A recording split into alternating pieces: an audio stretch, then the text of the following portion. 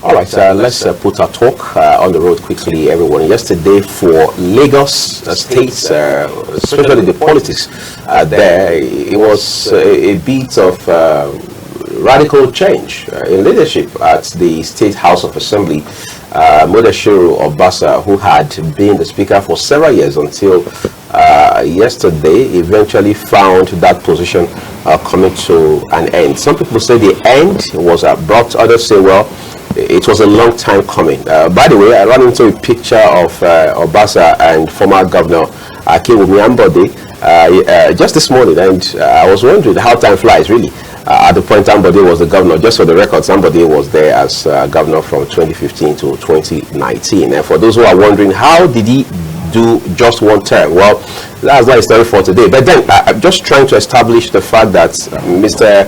Obasa had been there as speaker for such a long time. Some people were wondering if he was ever going to leave there at some point or eventually wrap up his political career as the Speaker of the Lagos State House of Assembly. Others said, well, you know, it's the APC thing in Lagos, and the man had also found favor with, the now president, former governor of Lagos State, talking about Bola Tinubu. Others say he had wound his way carefully and politically into the heart of every governor who had come to that state over time. But yesterday just proved so many people wrong. Today we know for a fact that he had been replaced by a woman, now talking about the new speaker, who took office almost immediately, and the leadership of that house has changed because we understand that even some key officers or principal officers, as they are called, have now been suspended indefinitely. All of this happened, several processes behind the former speaker. But how intriguing has this been? There are those who have blamed it on several factors, which were here to distill and put in front of you this morning. I'm joined by fourth line party chieftain, that is chieftain in the All Progressives Congress, the APC, which is the ruling party both in Lagos State and at the federal level. A very staunch supporter of President Bola Tinubu, a businessman and a public affairs commentator, Chief Chibunna Ubawuike. It's a great pleasure have you join us, and we say Happy New Year to you. Happy New Year, thank you very much. All right, I know you are not talking from Lagos State this morning, but of course you are a leader in the APC. Lagos State is an APC state as we know it, and then of course you are one leg in Lagos and one leg in many other places. Yes. Let's talk about the phenomenon known as Mudashiru Obasa, because whether you like it or not, it's almost impossible for you to picture Lagos State House of Assembly and not see his face somewhere in your head. What really has happened yesterday? What happened is the climax of the political intrigues.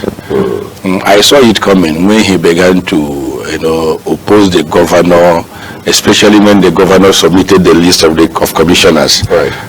He sat on it, and a lot of furore was generated. And after that one issue after another, and the governor has carried on, maturely, a tactical politician, he is, and the thing has continued. So I saw it coming. So being impeached yesterday wasn't surprising to me. Besides, I'm a Lagosian. I live in Lagos, and I follow the politics of Lagos very well. I have a socio-political and socio-cultural group I convened. I am the convener concerning the Igbo Lagos. We participate actively in the politics of Lagos State, supporting the candidates of our party, promoting and propagating the policies and programs of our party in Lagos. I saw it coming, so it was not surprising to me.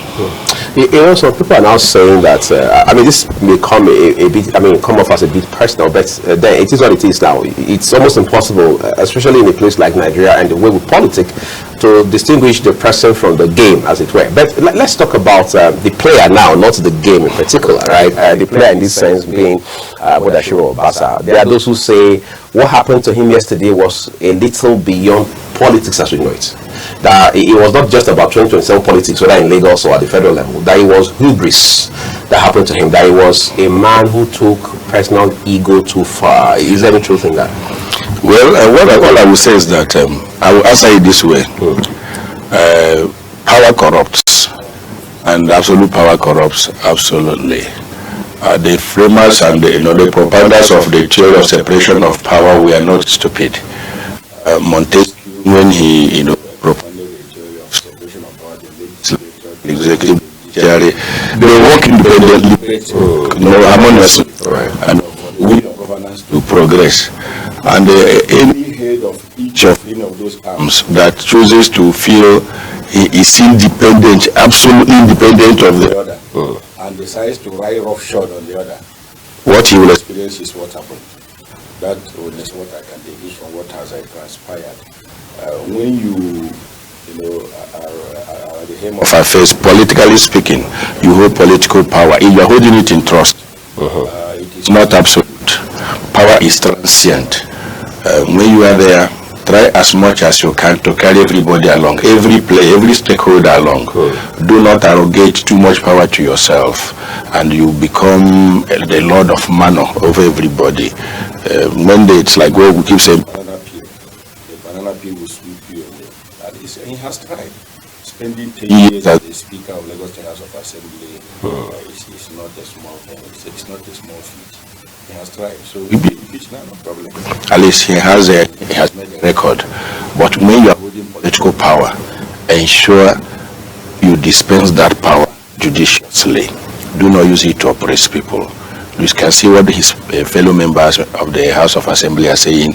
Is this, there are allegations, is this, is that. When he was about, he then also raised those issues. Right. Thank you so much. Those are things you see play out in a political power game. It is for the play out of political power game that culminated in his impeachment. We're told by some news story, some report that Mr. Obasa was somewhere in Atlanta, Georgia, when all of this took place. Behind him, all of the processes that led to his impeachment, and they are fingering to a large extent Governor Babajide Sanwo-Olu in all of this. Is it really possible for a speaker to be impeached without the governor's influence, or in some cases, if you like, outright directive?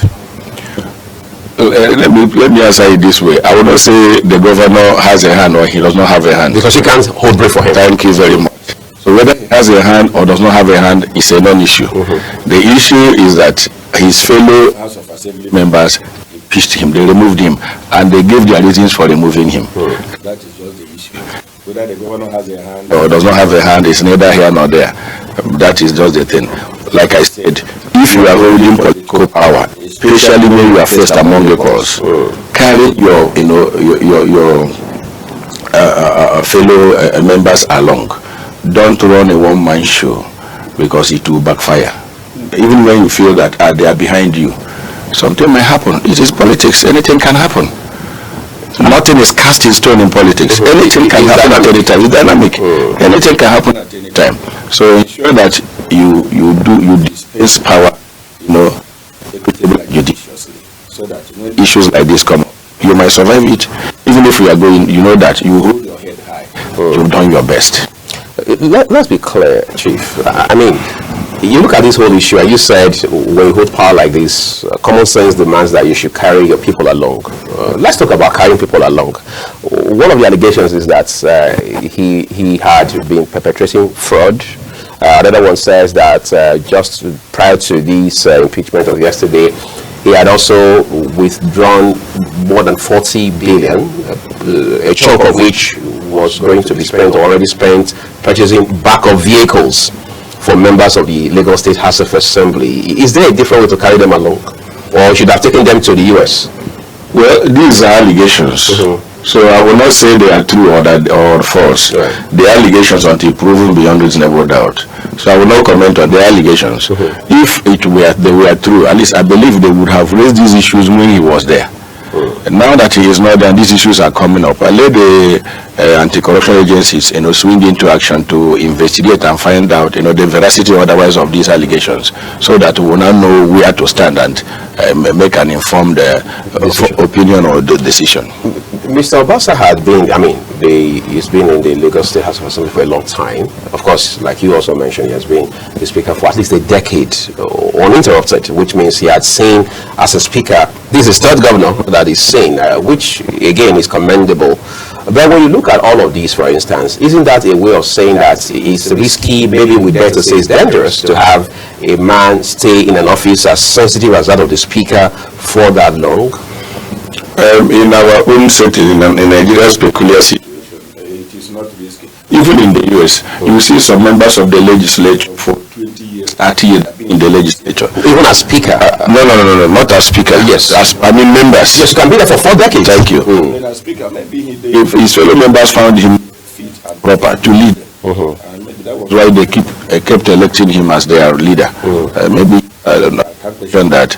It is in the wisdom of his fellow members, who elected him that you should ask. What did you see in this man that you keep electing him to be your speaker for this, a number of years? They are the ones that should answer the question.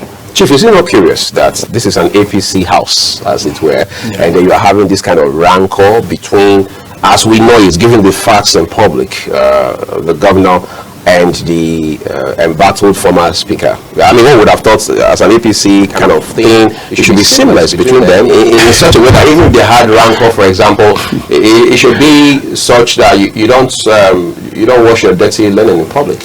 The contest for political power, especially partisan political power, is an individual thing. The individual, ambition is what gives rise to the way the person behaves or how he conducts himself. Belonging to the same party, remember, we are different individuals with different mindsets. Belonging to the same party will not take away that our inbuilt or innate characteristic. So it is an individual thing that we belong to the same party. The party should shape us for us to work in harmony with the manifesto and programs and policies of the party. But that individual characteristic, the party will not take it away from the person. So it's how you conduct yourself. I would say how exposed you are, how you conduct yourself in terms of human relations matters a lot. So it is not the party thing. Wherever it is, APC is a party made up of various individuals of various backgrounds. So you expect there should be rancor, even in the family of the same parentage. You have rancor and bitterness among siblings. What about a party that is peopled by characters of various shades and tendencies? You expect to have rancor. You expect to have disagreements. Let's talk about the replacement now, the new speaker, the lady who some have said will do wonders in this capacity. Of course, I'm not asking you to read a citation. I'm only saying that not every day do you see a woman becoming House Speaker like this. I mean, it's not very common to find. But let's talk about how loyalty to governor by not just the House of Assembly in general, but the Speaker in particular is a very sensitive conversation. So how do we still talk about separation of power that you made allusion to in passing a while ago, and then still come back to the Nigerian politics and talk about issues around the Speaker being loyal to the governor, then issues around the being rubber stamp House? There is a mistake we make when we talk about separation of powers. Like I said, no arm of government will operate independent of the other. There is a symbiotic relationship. Yes, you are distinct. A legislator, yours is to make laws for the good governance of the people and that kind of thing. Executive is to execute the laws you've made. The judiciary is to interpret the laws as we are taught in elementary, politics. But all of you should harmoniously work together to deliver those goods, to deliver good governance to the people. What matters is the deliverance of good governance to the people. That you are working harmoniously with the governor or the president does not take away your independence. If there are issues where you disagree, you iron it out in camera. It should not come to the public. You see, wanting people take their matter to the public, to the press, they blow it out of proportion for them to say they are working. I am opposing the president. I am opposing the governor. They say you are independent. No, that is not what it means. That is not what independence connotes. That you relate together, work hand in hand to make sure you deliver good governance to the people. If there are areas of disagreement, you disagree in camera, except when it has gone out of proportion that it's something you cannot resolve. And those areas of disagreement will be what will affect positively the people. If it is things that will impede the progress and development of the state, that will negatively affect the citizens, you disagree. And I believe every governor, every president is reasonable enough to know the policies that will not work for the good of his people. So when the legislature brings it up, you iron it out, make amends where necessary, and carry on. Not coming outside to voice out your disagreement, run abuses and insults on each other for people to know that yes, you are independent. That is not what independence connotes. All right. Of course, a lot to talk about independence from the standpoint of legislative business, as they call it, because whether you like it or not, there has to be some sort of synergy between the legislature and the executive. And of course, you can't take away the judiciary as well. Like our guest has said, all three of them have to work in synergy, even though they are, well, at least in principle, supposed to be independent. We are taking a quick break, everyone. When we return, we will look very critically at the role of the legislature, especially at the sub-national level, and how that should affect the life or quality of life for citizens in ways that are remarkably positive. All of that coming shortly. Please stay with us. All right, Chief, let's talk about the fact that Lagos State House of Assembly has got a new speaker now. I mean, one ordinarily would have thought that would be closure. I mean, we're moving to the next phase already, but most times we have seen, I mean, history teaches us that has not always been the case. We've seen it from Edo to Rivers and everywhere else across this country. Look at Rivers, for example. They've had to have their own back and forth between this speaker and that speaker. No, we are no longer members of the PDP. We have moved. Yes, we are back. Well, we never left in the first instance. No, we have a new speaker. No, the government cannot present budget to 3-member house and all of that. That's the case of Rivers. From what we know today, what's the chance that this matter has been laid to rest in Lagos State House of Assembly? To me, there is a new speaker now, and to the extent of having a new speaker, it has been laid to rest. But the undercurrents are not laid to rest, because the impeached speaker, when he comes back, he will fight back. He still has some supporters amongst the members of Lagos. So those on the other side should not go to bed yet? No. In partisan politics, you don't go to bed, because a second matters a lot. A lot of things can happen within a second that will sweep you off your feet. So did former Speaker Obasa leave the door open in this case? What I'm saying is that if Obasa comes back, chances are that he will fight back. He will make moves. So the present speaker should also ensure she consolidates her position by carrying the members along very well. A lot of things happen in partisan politics. There are bound to be moves. The impeached speaker might decide to make some moves to upstage the current speaker, to rock the boat somehow. It is what we see play out in partisan politics. I'm not saying that I am aware he will do that, but I know that these are things that can happen. So it is not yet to huru, but as far as there is a new speaker, to that extent, the matter has been laid to rest. But the undercurrents that will follow, we are watching to see how events unfold. We're talking about events unfolding. Yesterday, we saw supporters of former Speaker Obasa at the Lagos State House of Assembly, of course, most of whom were taken into custody by law enforcement. A lot of people say when things like this happen, it is a case of opening the proverbial Pandora's box, as we know it. But let's leave that for a second and talk about how that.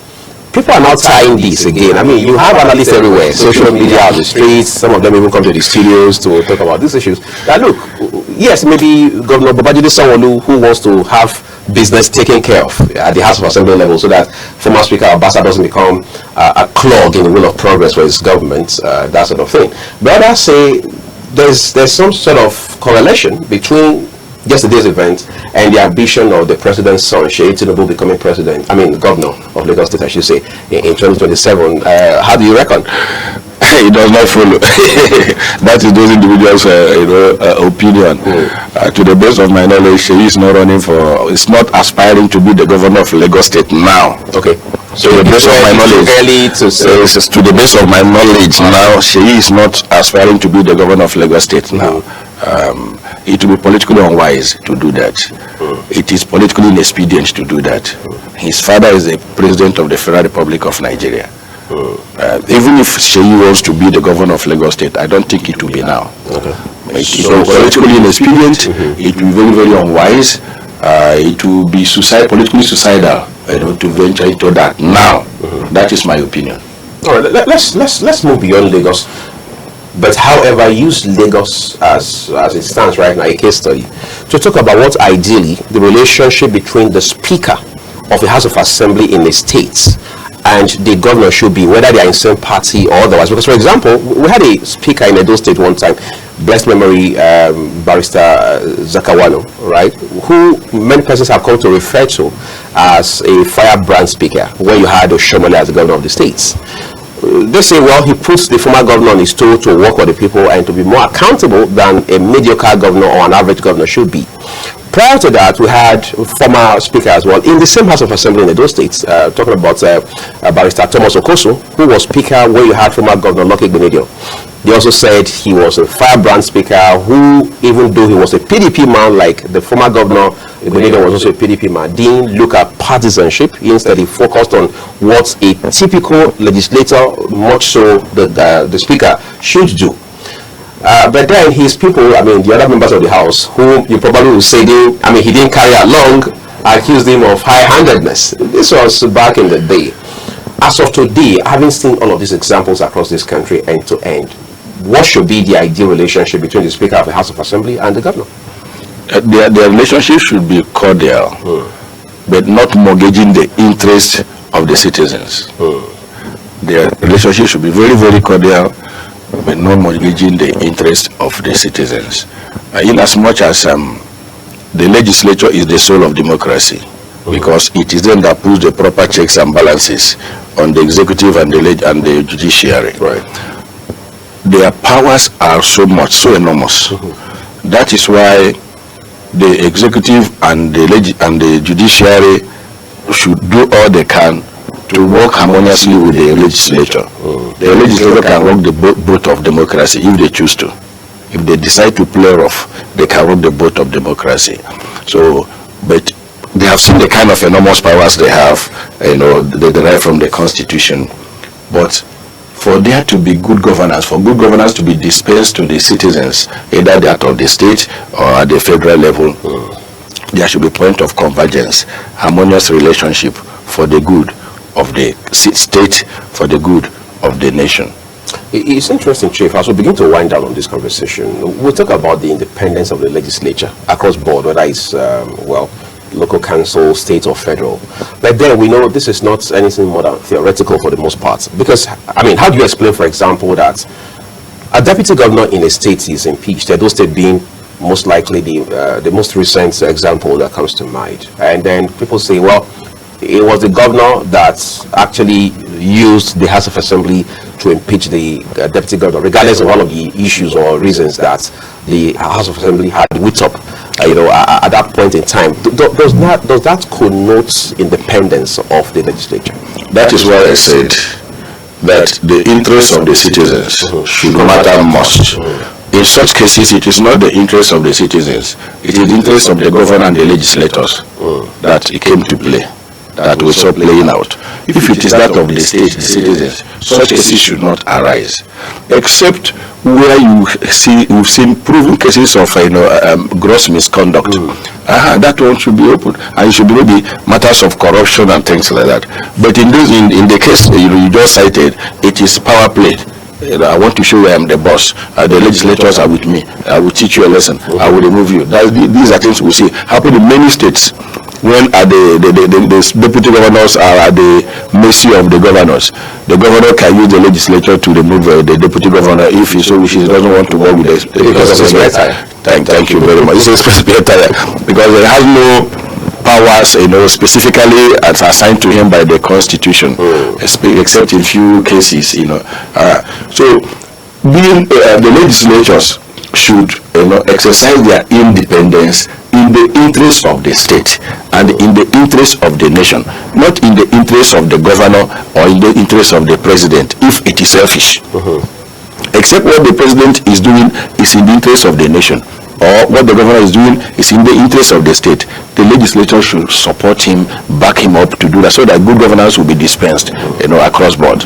It's quite interesting. On the final notes, I mean, still talking about the business of legislation, as they call it. We're saying time and again how that it is only the executive that is always said to be, as it were, using the legislature as rubber stamp and so on and so forth. But let's talk about the judiciary, because we make it look like, well, the executive has almost unlimited or limitless latitude, again, thanks to the Constitution of the Federal Republic of Nigeria. How do we ensure, I mean, I know you're not a lawyer, for example, but how do we ensure that the judiciary is able to, as it were, meddle within the ambit of the Constitution between the executive and the legislature? Because most times what we find is that when there are issues like this, Obasa, for example, talking about Lagos State House of Assembly, can decide to come back and go to court, maybe on the basis of the circumstances and the processes of the procedure that led to his impeachment and things like that.